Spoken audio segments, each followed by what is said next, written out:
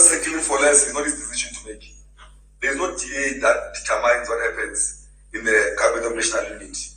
They are invited, they are invitees. I can't invite you to my house. Then when you get to my house, you tell me how to put my furniture. They are invited.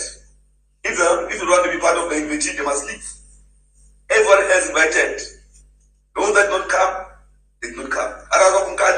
They did not come. EFF was invited, they make demands. If they don't get their demands, they make noise, they did not come. Those who are with here, you can't tell us who to invite, who not to invite to our house.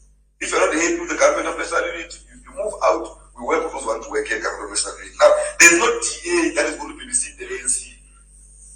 That will never happen. If the ANC does that, we'll be the first to call it out, because you can't babysit a person in their own house. It's us who have been voted by the majority in South Africa. We don't have, we're the largest party, but we don't have the majority to come in alone. We've invited everyone.